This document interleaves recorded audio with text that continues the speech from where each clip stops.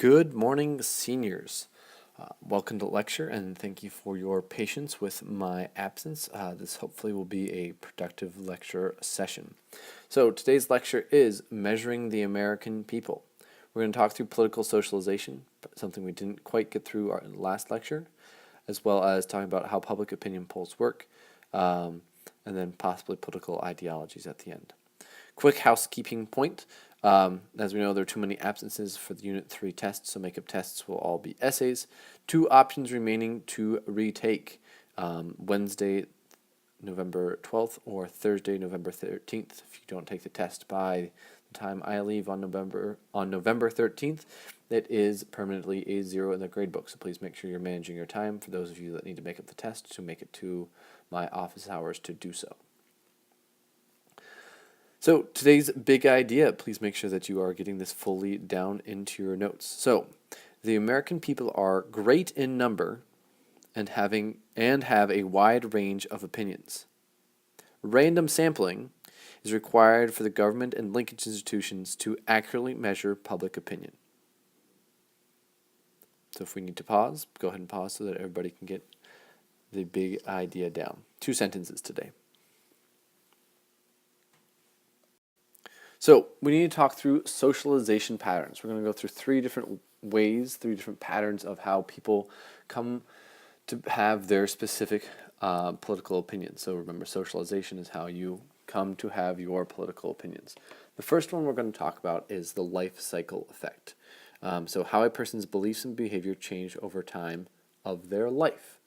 So we all know that we go through, as Americans, we go through basically the same general life cycle in life, right? You're born, you're attending school nearly up to the age of 18 for everyone, and then for those of us that want to go on, right? We go to college, we have extended schooling time, time that you are then single, then at some point where you then get married, start having children, and then your working adult life as well. So we all have a pretty general life cycle that we go through. So the example of how does this life cycle affect your political beliefs? Well, I want you to think about this example we have today. So our example. Think about how your political views prior to having a family versus the views after having a family. So I'm going to add some specifics about what average political views are before having a family and after having a family, and please make sure you add these to your notes. So we've got young bachelor over here. Please do not snicker at my awesome hairdo. Woo! We've got young bachelor over here. He is single. The most important for him right now, before he is having any children, right, is to protect his income. Okay, make sure that his money is spent, his tax dollars are spent the way he wants, and that he generally gets to live his life the way he wants. Man, don't let the government tell me what to do.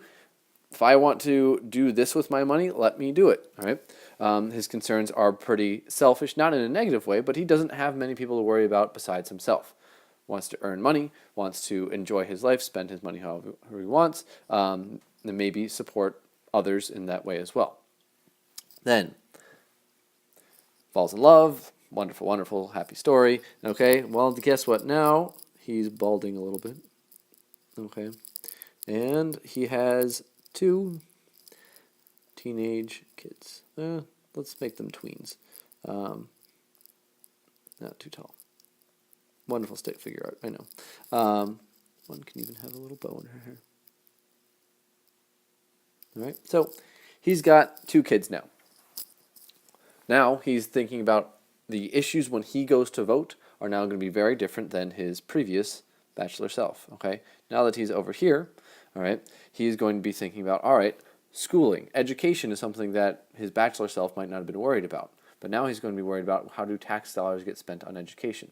He might be worried more about the national debt than previously this person was, because he's now worried about, okay, what is the country going to be like when my 2 children grow up? Your political views change from the moment you have a family. The things that are the priorities in your life are now different. We could say the same thing that after you get married, your priorities change. When you graduate from from schooling. You no longer are worried so much about things. People that are older in life are not as concerned about the issues of student loans, whereas you guys in your current spot in the life cycle are worried about how do you finance education. So there is a general trend of what are your political concerns as you go through the general evolution of a normal American adult life. Additionally, one important fact to make sure we get about the life cycle effect is that our next point here, that aging increases political participation. Time and time again, studies have shown that as someone gets older, they are more likely to vote. They're more likely to vote, one, because they understand how to vote, and the things that are at stake. The government is more involved in their lives, or the government could become more involved in their lives, right? You've earned this amount of money. You want to make sure that your retirement fund is still there when you get older.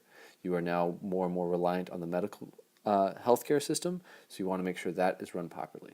So as you get older, you both have more kind of skin in the game, if you will. So the turnout of an election matters, as well as you also are in the habit of voting. So age increases political participation as well as strength of party attachment. There's lots of different ways to explain strength of party attachment. The main reason is people get used to their point of view and are used to voting one certain way, and so they're going to keep doing that. Our next pattern of socialization is the period effect. It's a little simpler, so we'll walk through a few examples here, but it shouldn't be super complicated for us. So, the period effect. So it's one historical event that impacts how an entire society, so every single person that lives through that event now has a different understanding of how the government should operate or how the government should be involved in their lives. The entire society, everybody lives through it, lives through that moment in time, is now permanently changed on how they think about politics. So the example I have on the screen is the Great Depression. So my grandmother, born in the 1920s, grew up during the Great Depression. Okay, and then my great-grandparents were obviously raising children during the Great Depression. Anybody that lived through the Great Depression are extremely frugal people. They are very concerned about saving money, being very careful about how they spend their money, not always being trusting of money that is in banks, okay, and worried about the government making sure that the economy is stable.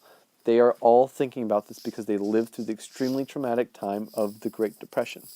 Another period effect moment would be all of us that were alive during, so additional example here, so 9/11. 9/11 has a period effect on all of us. So as we've talked about before 9/11, many of us were not worried about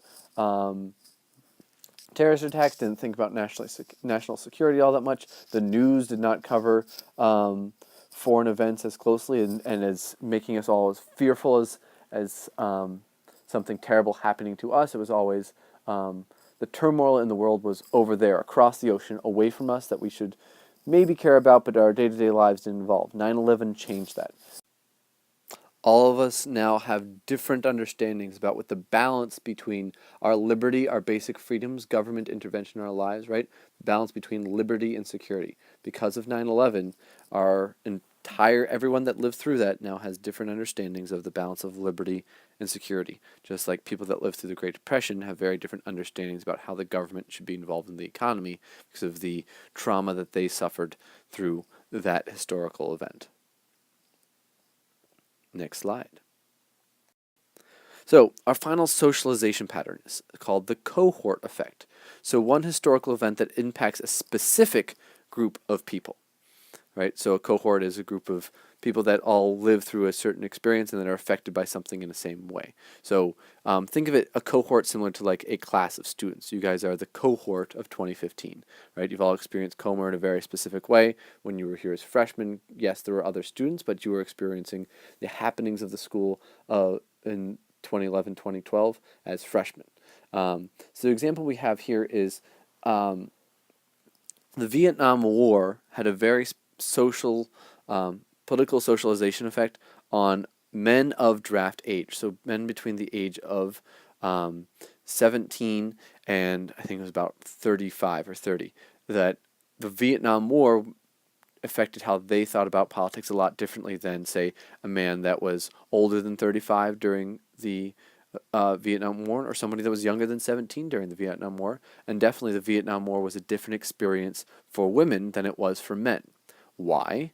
Well, if you were of draft age, you were then very concerned about what the government was doing in Asia, in Vietnam, because you could be randomly called on a draft, right? You were all assigned, all men between those ages were assigned a number, and your number could be called on, and you could be sent halfway around the world to fight a bloody, long war that we weren't really sure what exactly we were doing there. Okay?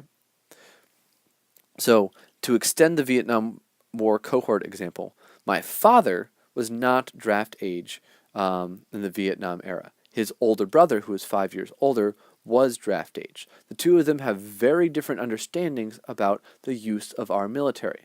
My uncle, who again is older than my dad, is very against the use of military overseas because he lived through that years. He luckily was never drafted, but was worried about the Vietnam War. He had a very specific experience that forever changed him and all other men that are that age opinion about foreign policy. Whereas my dad, who never actually had to worry about being drafted in Vietnam, he was a young teenager when the war was going on, not more willing to use American military overseas. Next slide.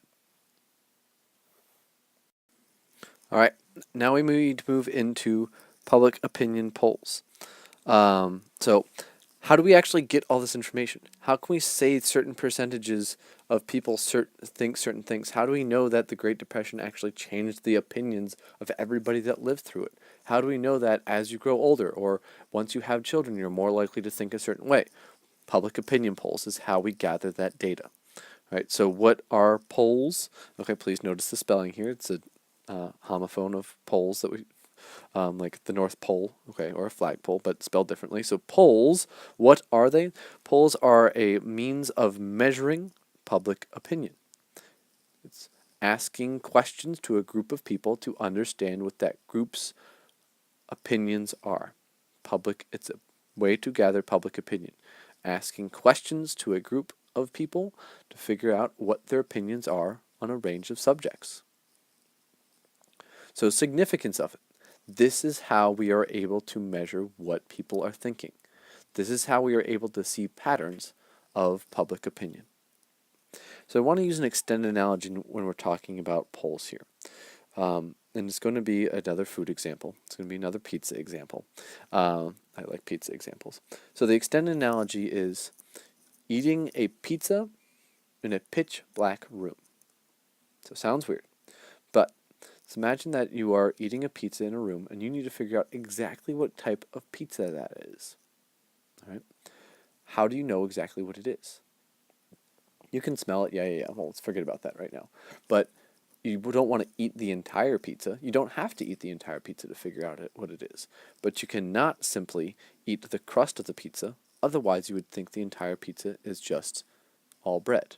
And you just eat the center, you won't understand what kind of crust it is. So think about that. Pitch black room, you're trying to figure out what type of pizza you're eating, and you can't use anything except for your tastes. So you're going to have to sample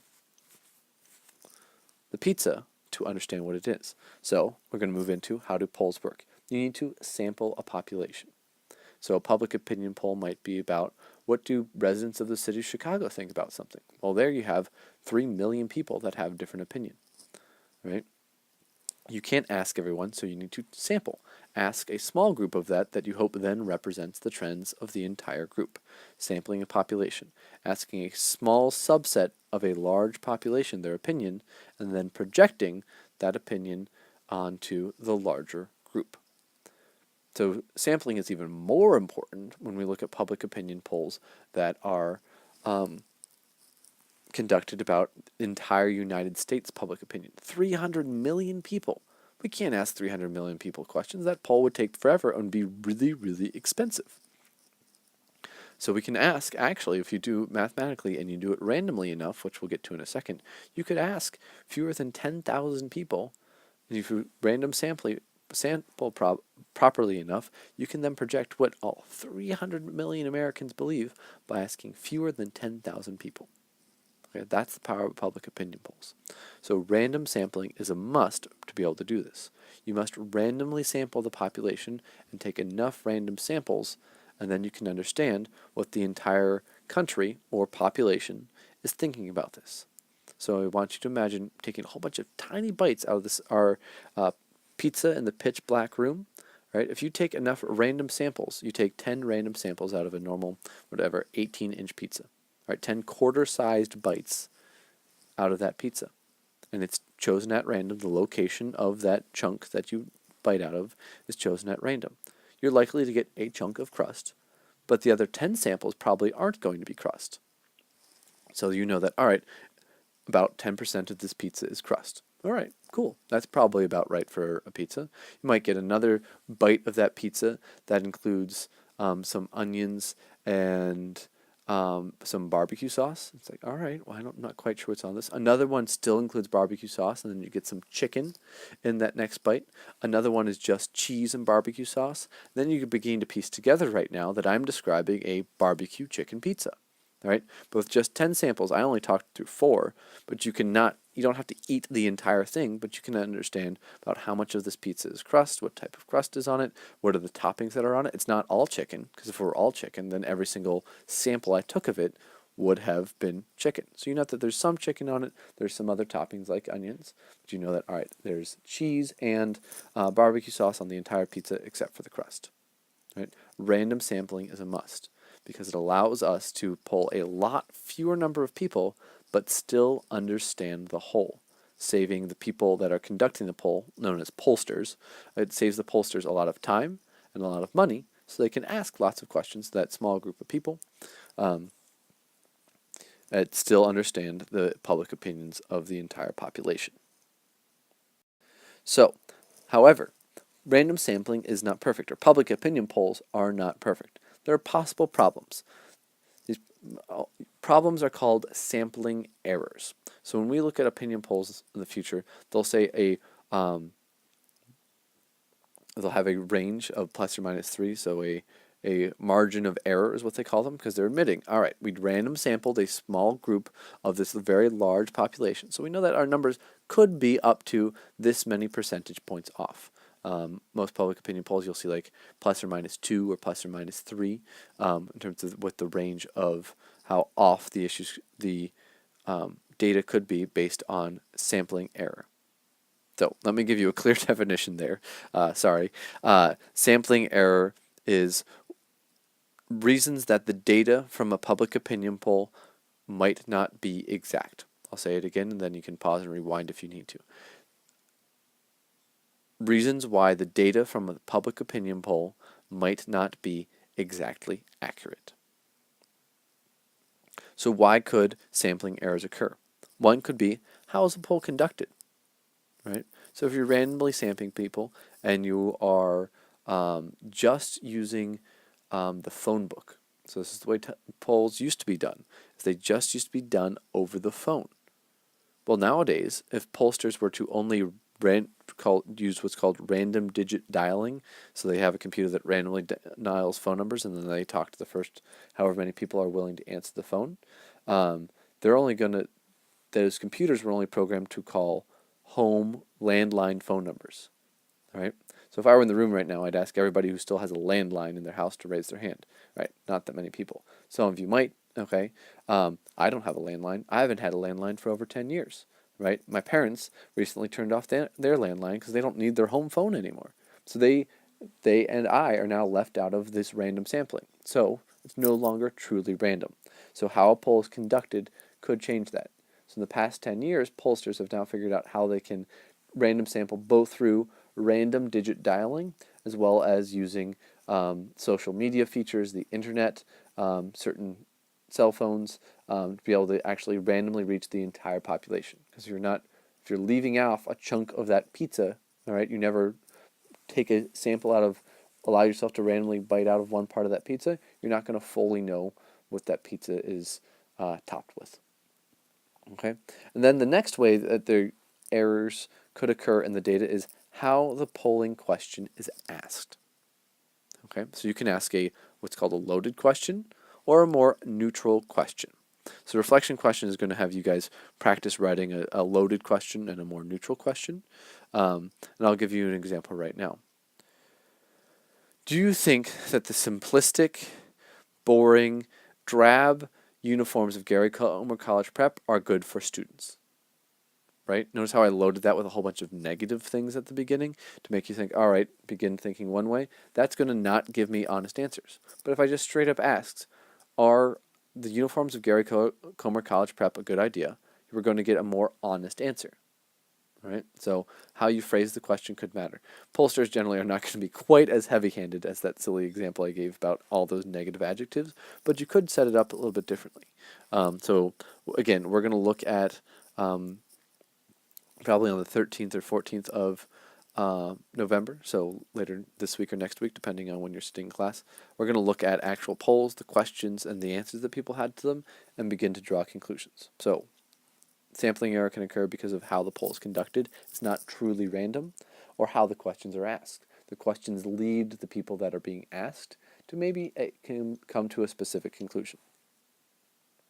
So how would we use public opinion polls? I need you to know these 3 different ways that polls are often used. So they're used to test views on policy. So this would be maybe a congressman or the government sponsors a public opinion poll. They want to know, okay, if we were to enact this legislation, how would you react? If we were to raise the minimum wage, we want to know, would business owners have to fire employees? So public opinion polls. They want to test policy before it goes into effect, right? So ask around, hey, if we were to go out to dinner to this place, would people want to go, right? Testing policy before you do it. Next, they're used to predict elections. Lots of you probably saw on the news coming up to the elections that were on November 4th that people were able to predict that likelihood of somebody winning. A lot of you knew that, for example, Bobby Rush was easily going to win because people had done public opinion polls and could see of likely voters. They randomly called people and said, are you a likely voter? If they said yes, then they say, who are you going to vote for your representative? And a very large majority said Bobby Rush. So they knew that going into the election, they knew that was going to happen. The same thing happens all the time for presidential elections, and those types of things are all over the news about who would be likely to win election, even though the election itself might be more than 6 months away. But people use it to predict elections. Finally, this is just a vocab word that I want to make sure is in your arsenal if you're ever asked about it. It's called an exit poll. So on election day, on November 4th, exit polls occurred so that people could kind of get the results. Newspapers could get a glimpse at the results before the official election board released them. So literally means as people are exiting their polling place, so not like right as they finished voting, but as they left the building they were voting in, people from the different television networks would be outside asking random number of people who they voted for, and then they could begin to predict who was going to win the election before polls closed. So just be aware of exit polls are. But the main ones we're going to talk about are test views on policy. So we're going to read about this. Opinion poll. So if you were to legalize this or raise the age of this or raise a tax, what would people respond to? And then predict election. So if the election were today, who would you vote for? So reflection question. I want us to think a little bit more about how polls could be constructed. So in your notes, and we will go over this when I return. Okay, I recognize I won't see all of you necessarily the next day, but when I return, I want to go over these questions with you. So in your notes, create 2 questions a pollster could ask about changing our laws regarding the right to bear arms, gun control. So I want you to create 1 question that should lead to a specific answer. That is either purposely or kind of very subtly leading the person that's being asked a question to answer their opinions about the right to bear arms a certain way. Okay? The second one should be practice writing a question that does not influence people. It is very neutral in its tone and does not lead the answerer to one direction or the other about what their opinion is on the right to bear arms or gun control. So again, think of 2 questions here, one that is leading and one that is more neutral, and we will go over that when I return. Again, if you missed anything and there's lots of time left in class, you can rewind or have who's at the podium exit out, and you can go home later today and Google the title of this, and it should come up in YouTube. Thanks. I look forward to seeing you guys when I return.